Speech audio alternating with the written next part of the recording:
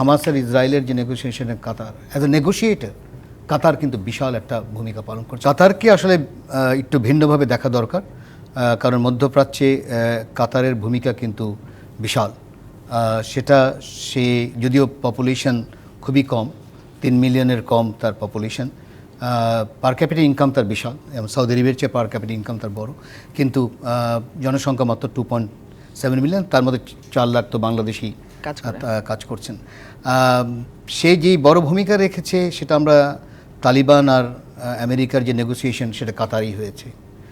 আজকে যে হামাস আর ইসরায়েলের যে নেগোসিয়েশনে কাতার অ্যাজ এ নেগোসিয়েটর কাতার কিন্তু বিশাল একটা ভূমিকা পালন করছে। অলমোস্ট একটা গ্লোবাল লেভেলে ওই ধরনের পারদর্শিকতা বা পেশাদারিত্ব সে দেখাতে পেরেছে। একইভাবে তার যে মিডিয়া, সেটাও দেখার মতন। আল জাজিরা আমার নিজের একবার নিয়ে গিয়েছিল দেখাবার জন্য। 40টা দেশের উপরে মানুষ কাজ করে ওখানে, এটা দেখার মতন একটা এবং 1, 2, 3 ঢাকায় জমি জিতে নিন 100% ক্যাশব্যাক সহ 20 কোটি টাকার পুরস্কার।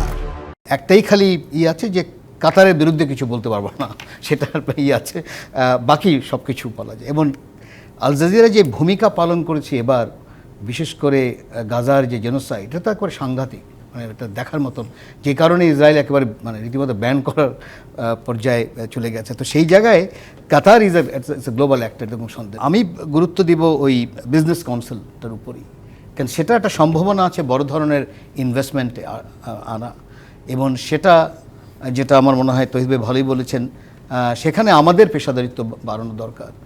কারণ বিজনেস ফ্রেন্ডলি যদি না করা যায়, মানে একটা ফাইল যদি 6 মাস লেগে যায়, তাহলে তো তারা অতখানি উৎসাহী থাকবে না। অ্যাকাউন্ট খুলতে যদি 6 মাস লেগে যায়, এগুলো যে যত তাড়াতাড়ি আমরা ঠিক করতে পারি, তত আমার মনে হয় কাতারের এই সফরটা খুবই আমার মনে হয় ইম্প্যাক্ট ফেলবে।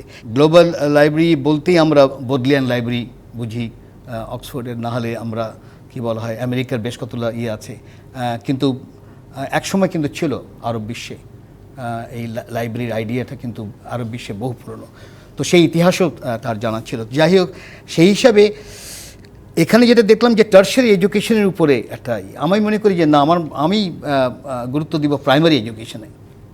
বাংলাদেশে প্রাইমারি এডুকেশন যদি গ্লোবাল এক্সিলেন্সে আনা যায়, এবং 64 জেলায় যদি আমি একেবারে একটা প্রাইমারি স্কুল যদি আমি করতে পারি 64, তাহলে আমার ট্যালেন্টটাকে কিন্তু আমি রাখতে পারবো। মানে আমি মনে করি না যে উপর থেকে শুরু করা উচিত, এডুকেশন হিসাবে বলছি, একাডেমিশনে বলছি, শুরু করা উচিত নিচ থেকে।